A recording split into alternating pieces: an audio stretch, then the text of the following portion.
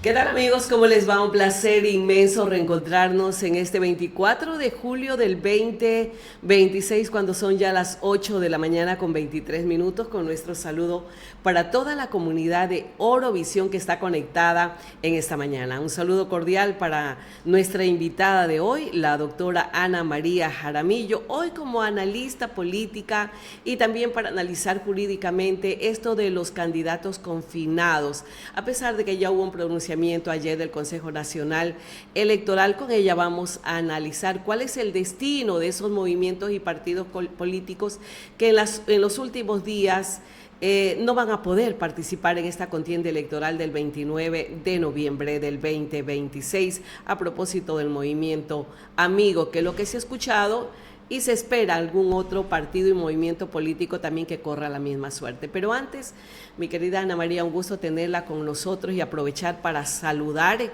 a la bella perla del Pacífico que hoy está cumpliendo 491 años de fundación este 24 de julio, mi querida Ana María. Sí, yo también quiero primero agradecer la invitación, pero por otro lado también enviar un fuerte y cálido abrazo a todos aquellos amigos, compañeros con quienes ocupamos esas aulas de la Universidad Estatal Santiago de Guayaquil, donde nos formaron justamente para ejercer esta noble profesión de abogados. Un fuerte abrazo, queridos amigos y colegas guayaquileños. Aquí estamos también en Machala conmemorando esos años de fundación. Así es, Puerto Bolívar, ¿cierto? El natalicio de Simón Bolívar también. Un abrazo para todos los porteños en esta mañana que también están de fiesta, mi querida Ana María, aunque con un poco de incertidumbre, preocupación, porque seguimos viendo ese puerto apagado, seguimos viendo ese puerto que no puede levantar la cabeza, donde no puede reactivar esa economía, esa actividad tan hermosa que teníamos en Puerto Bolívar. Hoy Luchito Suárez, si no me equivoco, o tal vez estoy confundiendo el nombre de este joven productor, enseñaba unas imágenes hermosas del muelle de cabotaje, la playita de Puerto Bolívar, la gente cuando iba a dar vueltas en el malecón de Puerto Bolívar. ¿Cómo extrañamos esa actividad en Puerto Bolívar? Y ojalá Dios quiera, las cosas vayan mejorando realmente y pueda llegar toda esa ayuda necesaria, no solamente del gobierno nacional, sino de los gobiernos seccionales, y se pueda reactivar la economía, la tranquilidad, la paz de los porteños y de todos los machaleños en este día tan especial. Sí, definitivamente que podamos en familia cerrar los domingos, los fines de semana con nuestros padres, madres, hijos, hermanos, donde íbamos a cerrar el almuerzo con un heladito de coco. Qué rico, y tomar una agüita y darle la vuelta al puerto, y era llenarnos de esa paz que nos da estar frente al mar. Estar percibiendo el olor saladito del mar, sí, maravilloso. Sí, realmente y la rica extraño. Comida, Ana María, Bueno, la gastronomía. definitivamente. También. Un saludo para el restaurante Sarita, que no sé si ya vive todavía. Sí, todavía vive. Pero ¿no? en todo caso era el lugar favorito de mi padre. Donde el Waikiki creo que era también de Eduardito Muñoz. Sí, definitivamente. Yo no voy hace muchísimo tiempo. Pepe's Restaurant, qué rico. Por supuesto. Estar saboreando la comida. Junto al mar. Un rico ceviche. Sí, definitivamente. ¿Cómo se llama ese plato de majarisco? Qué rico el majarisco también.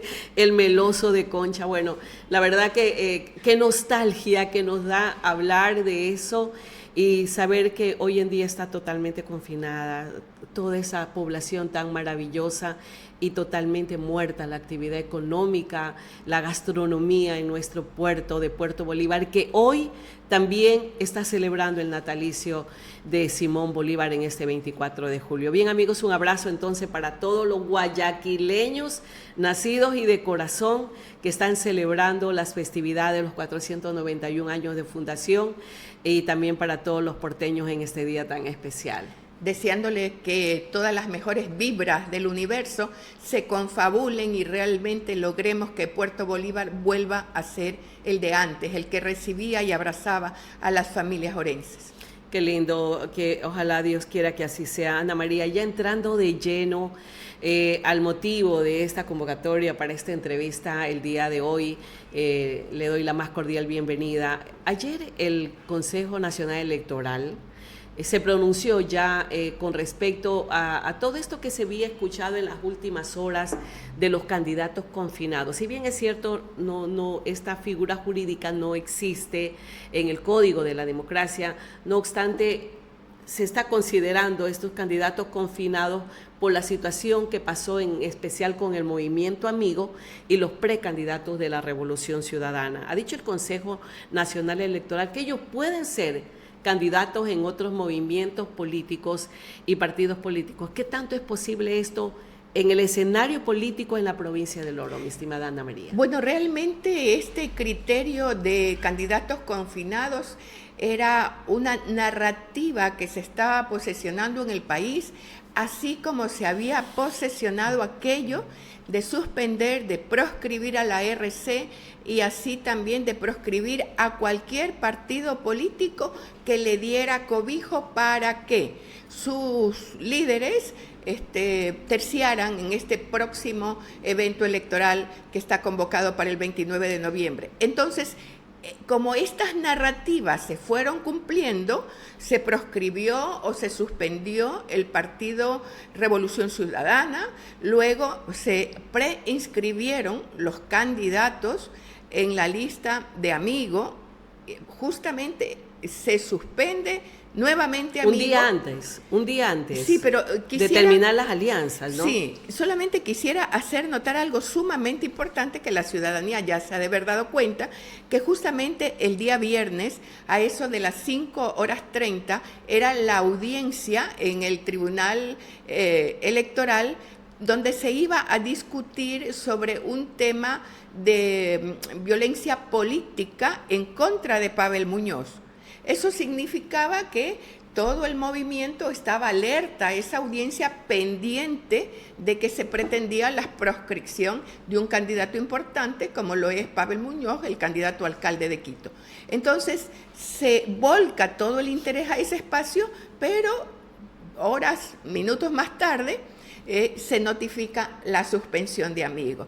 Entonces, aquí hay un tema que yo sí quiero insistir, que toda esta narrativa está como generando el espacio, el terreno, como para ir eliminando a lo que constituye, a mi criterio, uno de los partidos políticos más importantes que tiene el país por su ideología, por la cantidad de personas que aglutina y por esa fuerza de oposición que actualmente ejerce, ¿no? Entonces, como estas narrativas se iban realmente ejecutando, cuando se suspende el partido político Amigo, aquí se genera esta narrativa y esta creación de un supuesto tipo de inhabilidad que se desarrolla bajo el concepto de candidato confinado. Entonces uno, pues interesada en el estudio del derecho, se pone a buscar en qué catálogo de infracciones podría estar esta supuesta conducta y resulta que no aparece en la Constitución de la República, en el Código de la Democracia, en el Convenio de Derechos Humanos. Más bien, estos instrumentos nacionales e internacionales ratifican el derecho de elegir y ser elegido. Por lo tanto, era una figura jurídica que no convenía, pero sí es importante cómo se pone en alerta de la ciudadanía. Tal es así que el día de ayer el Consejo Nacional Electoral da una respuesta al tema y dice que los precandidatos podrán, ¿no es cierto?, si así lo deciden, participar de otras listas, siempre y cuando pues se cumpla también un procedimiento que es una sustitución extraordinaria. A lo cual la doctora Verónica Silva ha dado paso con la presentación de su renuncia voluntaria a efecto justamente de aglutinar en estos espacios seguramente a precandidatos de la Revolución Ciudadana que estaban en Amigo o de consolidar una fuerza progresista que haga oposición al presente gobierno. ¿Qué es lo que pasa con los derechos políticos de participación, estimada abogada? en el momento que se toma decisiones de esta naturaleza. Le pregunto, si bien es cierto el Movimiento Amigo hizo aquí sus primarias, como lo deben hacer todos los partidos y movimientos políticos, ¿sí? Tienen ya sus candidatos, el Movimiento Amigo. El Movimiento Amigo deja de participar en este proceso electoral. Según lo que dice el Consejo Nacional Electoral, estos precandidatos pueden participar con otros movimientos o partidos políticos, pero que sí hicieron sus primarias para las diferentes dignidades. En el caso de la provincia de El Oro, si ellos quieren cobijarse con otro partido o movimiento político, estos partidos y movimientos políticos tenían que haber hecho también primarias para prefectos y para los 14 cantones, para alcaldes de los 14 cantones de la provincia del Oro. Efectivamente. En este momento lo que corresponde es que estos precandidatos deben renunciar a su precandidatura y estar liberados a efecto de poder. O sea, los del socialismo deberían renunciar, los que ganaron en las primarias. Sí, por eso hice el ejemplo. Para que puedan ocupar esos puestos los de la Revolución Ciudadana o del Movimiento Amigo, estamos hablando, sí, ¿no? Sí, se refiere, por eso se denomina la sustitución extraordinaria. Ya. Por alguna razón, dentro de las primarias del Partido Socialista, que es el caso del ejemplo, que no tuvo primarias para prefecto y en muchísimos de los cantones de esta provincia, entonces debería renunciar para dar paso a un candidato o precandidato que estuvo inscrito en Amigo. Pero yo quiero hacer también aquí un aporte. Ayer escuché una entrevista de Gustavo Vallejo en uno de los canales, de televisión, de comunicación, donde Gustavo decía que el Partido Socialista no será el vehículo. ¿Cómo lo era? Amigo. Ya. Que prácticamente todos sus espacios fueron cooptados por Revolución Ciudadana. Lo que decía Gustavo Vallejo es que nosotros planteamos, decía él, sentarnos entre iguales, a conversar. Es decir, imagino yo, que van a plantearse que van a combinar estas listas y seguramente considerarán dentro de las dos posibilidades al que sea más opcionado. Eso podría ser, ¿no? Porque esas conversaciones pues son a otro nivel del cual a nosotros solo nos queda suponer. Ahora, en el tema de donde no existen las primarias, como citemos el Cantón Huaquillas, por decir algo, donde el Partido Socialista no participó, no tuvo primarias. Si es que esto ocurre, es posible que los líderes locales pudieran tomar contacto con organizaciones locales o de pronto otras a nivel nacional que consideraran que los candidatos de la Revolución Ciudadana tienen mayor opción. ¿Por qué? Porque al final del día aquí va a haber un beneficio de parte y parte. Al permitir que estos candidatos de la Revolución Ciudadana, después amigos, pudieran formar parte de esas listas, resulta que hay un voto duro. Si bien es cierto, no se va a trasladar tal 100%, cual, ya. el 100%, pero no es menos porque el cierto, estar dispersos se va a diluir esa fuerza, ¿no?, de votación. Pero no es menos cierto que de todas maneras hay un voto duro estable que va a seguir seguramente las directrices de sus líderes, ¿no? Y eso va también a fortalecer a estos movimientos y partidos políticos que quizás no tienen ese porcentaje y estaban a punto de desaparecer. Exactamente, estaban camino a la extinción, ¿no? Entonces, yo creo que aquí hay un beneficio de parte y parte y cada uno conoce cuáles son los valores del otro y qué le aportaría a su propio partido, ¿no? Entonces, yo sí creo que es momento de conversar y en definitiva mantener claridad, que todas estas narrativas que se dieron, suspender la Revolución Ciudadana, posteriormente suspender al Partido Amigo, luego se pretendía posesionar este criterio, este concepto de candidato confinado y también el tema de que cualquier partido o movimiento que diera espacio a la Revolución Ciudadana, que ese es otra narrativa, será eliminado del calendario electoral. Oiga, fue de verdad que yo escuché al señor presidente de la República el día de ayer en una entrevista y donde él hablaba, ponía un ejemplo así tan grotesco, porque es lamentable que las autoridades de gobierno se han convertido ahora en los fiscales, ¿no? Lo que debería ser el fiscal lo está haciendo el ministro del Interior, lo está haciendo también el presidente de la República, cuando él dice que si 4 delincuentes se suben en un taxi y después se suben en otro taxi, o sea, igual van a ser perseguidos porque siguen siendo delincuentes. Hacía esta comparación de los candidatos de la RC con el movimiento Amigo y de ahora los candidatos de Amigo para el Partido Socialista. Hacía este tipo de comparación que es grotesca definitivamente y diríamos los abogados a confesión de parte, relevo de prueba. O sea, significa que es el gobierno el que está persiguiendo y el que tiene todo el poder del Estado, del Consejo Nacional Electoral. Por eso es que hablan de esa manera, al igual que el ministro Reinberg también, que es lamentable.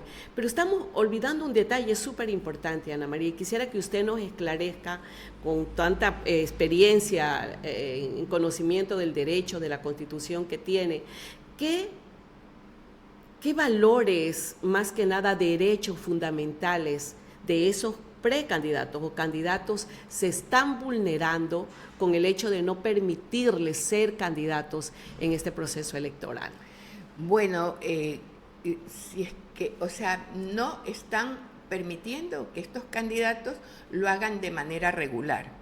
Si es que los candidatos van a buscar, como decíamos, en el Partido Socialista o en otros partidos locales o nacionales, el voto se va a dispersar, se va a atomizar ese voto duro. Pero es importante que esta narrativa que pone el gobierno y que no vi esa entrevista, procuro estar terrible, a no, tiempo eso fue con todas terrible. las expresiones por conocer, ¿no? Entonces, eso no lo escuché. Lamentablemente, eso nos da la medida de que lo que creemos es lo correcto. El gobierno, con todas las instituciones del Estado, persigue a un partido político y le endilga delitos sin que exista un proceso que haya determinado tal o cual infracción penal.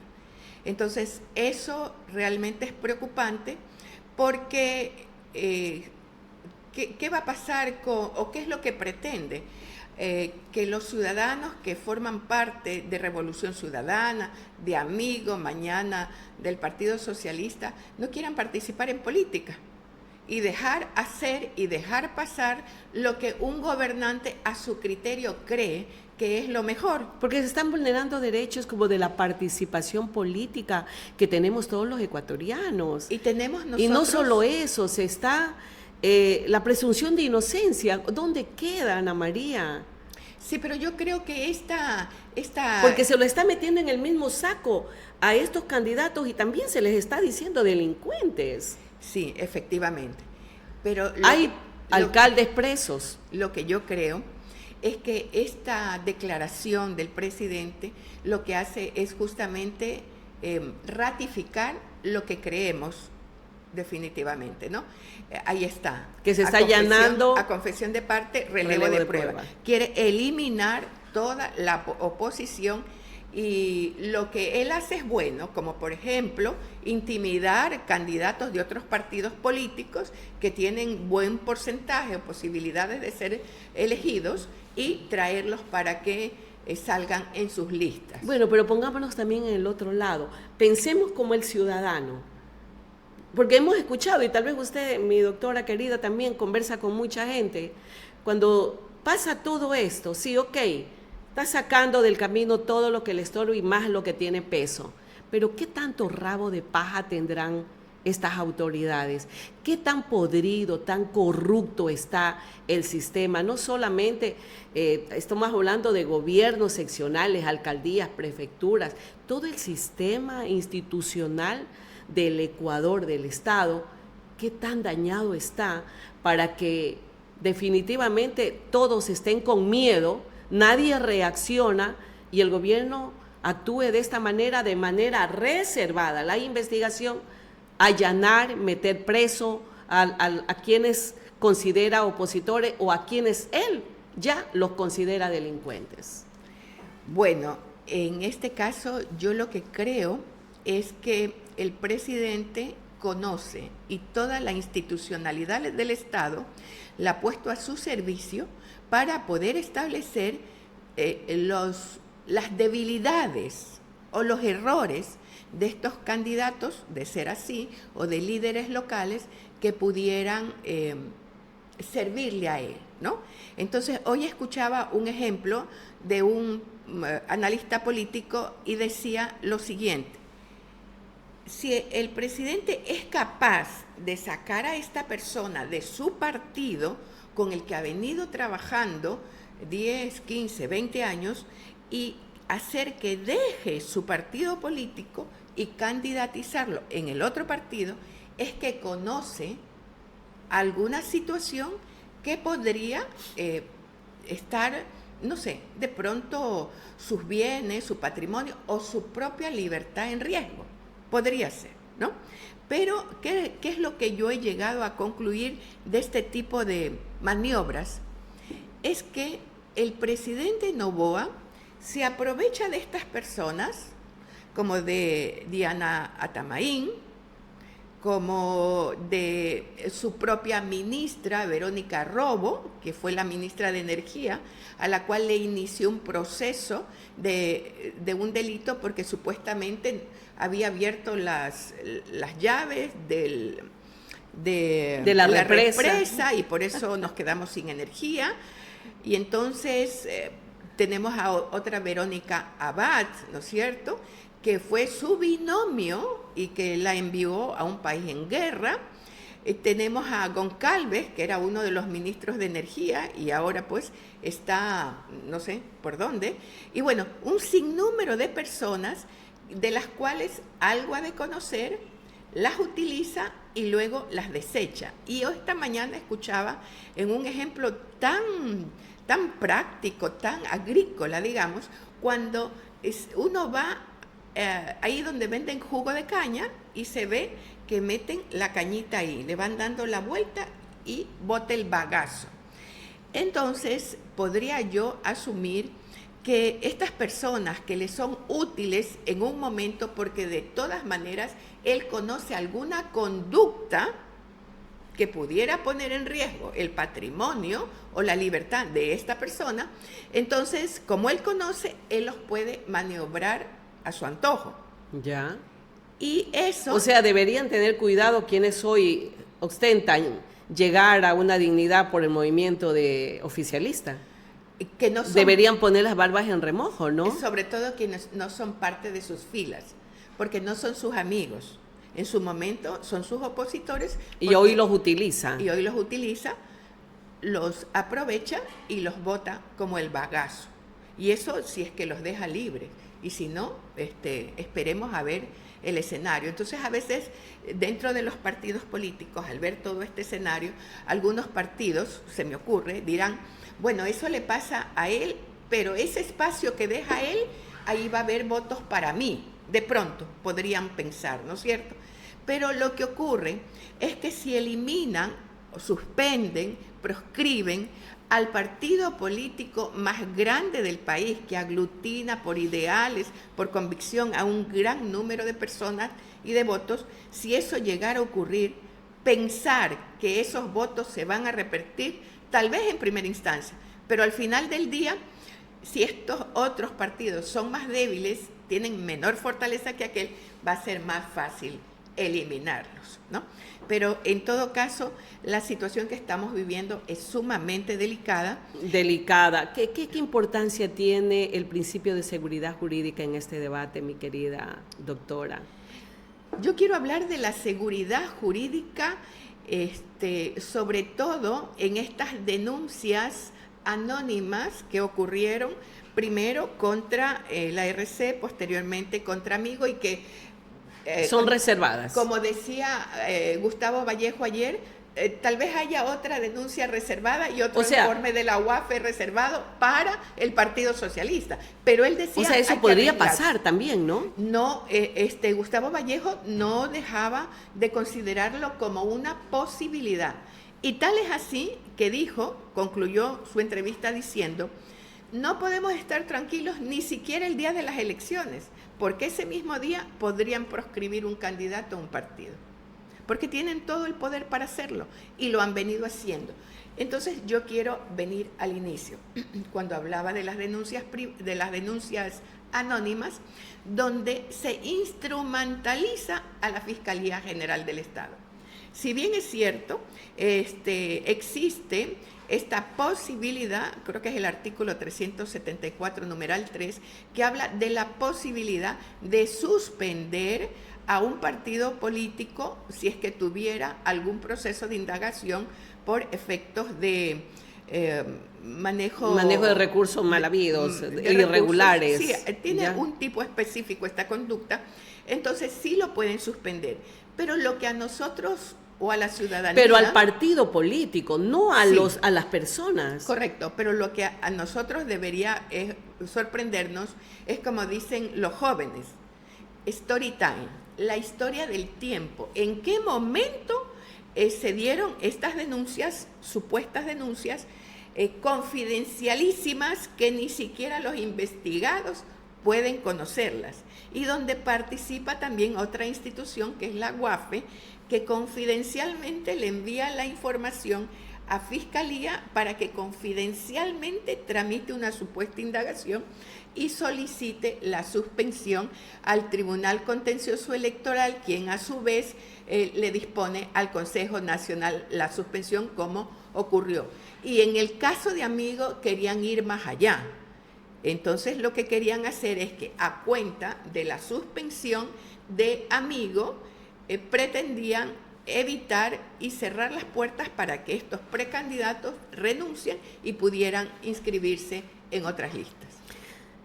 ¿Cualquier persona puede llamar a la Fiscalía a hacer una denuncia, doctora Ana María? Bueno, o sea, le hago esta pregunta, o sea, un ciudadano de manera reservada puede llamar y decir conozco o presento pruebas, o simplemente con una sola llamada me identifico, soy yo, mi nombre es tal, mi número de cédula, y yo conozco que la doctora Ana María tiene dinero fuera y todo lo demás. O sea, cualquier ciudadano puede hacer eso. Cualquier persona puede hacer una llamada, cualquier persona puede decir que otra ha cometido una infracción, pero tiene que probar. Ya. Tiene que probar. Entonces, esta justicia selectiva, por ejemplo... Pero cuando hablamos tiene que probar, se supone que ya hubieron denuncias mucho tiempo antes, doctora, y se estaba haciendo una investigación, una indagación previa, y tienen los documentos suficientes para que tome esta decisión, en este caso la Fiscalía. De lo que entiendo, en el caso de Amigo, ocurrió en la segunda quincena de julio. O sea, todo fue tan inmediato y tan eficiente, porque las instituciones que están enconchavadas con este propósito, entonces actúan de forma inmediata. Si se ven las fechas, es un día, y al día siguiente suspendieron a Amigo. O sea que ahí hay la justicia selectiva. Mientras el país se preocupa de que los procesos de contratación a la India, que nos prometieron medicina en enero de este año, que en 2 semanas íbamos a tener medicina, no llegan. Ayer vi que unos asambleístas han visitado los hospitales de Arenillas, el Teófilo Dávila, y que ingresan a las bodegas y definitivamente no hay ni aspirina. Yo me recuerdo que en otras épocas la gente salía aburrida, ¡ay, solo paracetamol me dieron! Bueno, pues ahora no hay ni paracetamol. Entonces, en los videos yo logro constatar de que todas esas repisas de donde almacenan la medicina están vacías. Entonces, ahí hay un proceso de contratación que es privadísimo, oculto, nadie sabe, mientras las personas que requerimos de la atención de los servicios de salud, vamos a estos espacios y no hay la medicina. Entonces, ahí también por omisión tenemos una infracción. Terrible, terrible, doctora. Yo escuchaba Sí. esta mañana de los contenedores del Hospital del Monte Sinaí, del Hospital del Guasmo Sur, contenedores con cadáveres en estado de putrefacción, donde los gallinazos están sobrevolando, porque no hay orden para poder hacer el procedimiento respectivo de esos cadáveres. O sea, el gobierno totalmente olvidado de esas prioridades donde un hospital debe ver una asepsia, pero completa, total, para atender la salud. Sin embargo, esos temas no se están tomando en cuenta, pero sí se está hablando de la remodelación del Estadio Atahualpa. Eso sí, un gran anuncio para distraer a todos los ciudadanos. ¿Cuál es el mensaje que usted da, mi querida doctora, para cerrar este espacio? Porque aquí no solamente se están coartando los derechos de participación política, nos estamos olvidando de algo súper importante: el derecho de los votantes, de decidir por quién votar, cuál es la afinidad que tengo con tal partido, movimiento o con qué persona.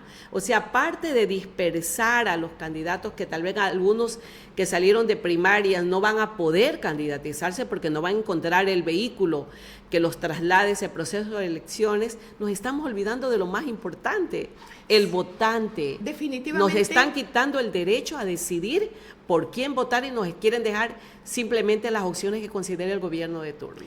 Definitivamente estamos viviendo momentos difíciles donde el mismo gobierno es el que nos limita nuestros derechos democráticos y libertad de elegir. En todo proceso las reglas son claras y previas.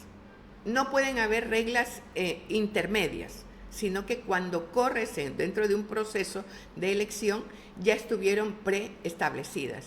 Entonces, en el camino, el gobierno con las instituciones aliadas están poniendo contrapisas a las personas, a los líderes que quieren llegar hasta los gobiernos seccionales, sean alcaldes, sean prefectos, sean juntas parroquiales, concejales, etcétera. Bien. Entonces, al limitar el acceso de estas personas, no solamente está vulnerando el derecho a la legalidad, a la seguridad jurídica, a los candidatos, sino también a la ciudadanía. Nos están limitando el derecho de elegir, y esto es tan simple. Por ejemplo, vas a un sitio a servirte algo y uno dice, bueno, yo prefiero esta bebida. Te dan a la carta. Un juguito de mora. Entonces te dicen, es que no hay de mora, hay de naranjilla, hay leche, hay agua. Entonces, sí, pero yo quería mora, no hay. Entonces pensemos que ese es el gran consejo electoral donde ya están las listas, ¿no? Entonces esas listas, esos candidatos no llenan mis expectativas. No es lo que yo quiero, no es el partido, el grupo político, la ideología que yo quiero que administre mi ciudad, sino que me obligan a elegir entre estos tres. Y de estos tres, ¿a quién yo voy a poder conocer? Aquel que tenga la mayor publicidad. Porque los otros, con quienes quedará compitiendo, serán pequeños partidos políticos que no estarán en igual de condiciones. Que apenas subsistan, definitivamente. Entonces, nos están limitando el derecho a elegir. ¿Qué pasará? Porque vemos una población en el hastío, mi estimada Ana María. Sí. ¿Qué pasará en la Junta? ¿Esto no puede ser un boomerang para el mismo gobierno?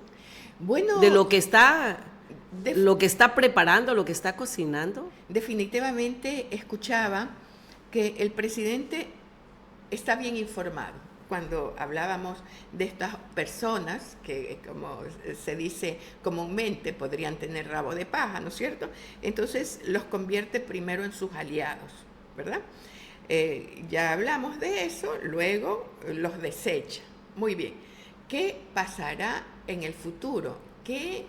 ¿Cuál es el escenario que estamos viendo y si esto es a favor o en contra del gobierno. Este analista, el cual estaba escuchando, decía que él está bien informado, pero que este no es un plan local, que él considera que la habilidad para poder estructurar toda esta estrategia de eliminar al partido político más importante que tiene el país, que es la RC, que esto no es local, que esto ya viene de parte de otros países con otras mentalidades. O sea, es una agenda geopolítica regional. Mundial o regional, sí, efectivamente. Mi querida doctora, muchísimas gracias. Ya nuestro productor también tiene una agenda bien apretada el día de hoy.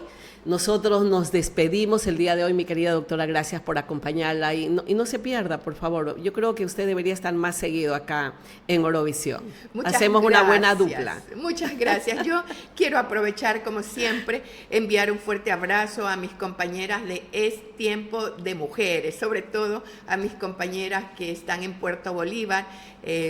Hay que hacer un espacio de estos momentos de violencia, a veces de carencias, pero hay que hacer un espacio para disfrutar momentos, aunque sea el almuercito con la familia, y recordar pues que son las fiestas patronales de nuestro querido parroquia y que pronto nos veremos. Un abrazo fuerte, compañeras de Es Tiempo de Mujeres. Muchísimas gracias a la doctora Ana María Jaramillo, nuestra invitada de esta mañana, y que viva Guayaquil en este 24 de julio. Un abrazo para todos, amigos.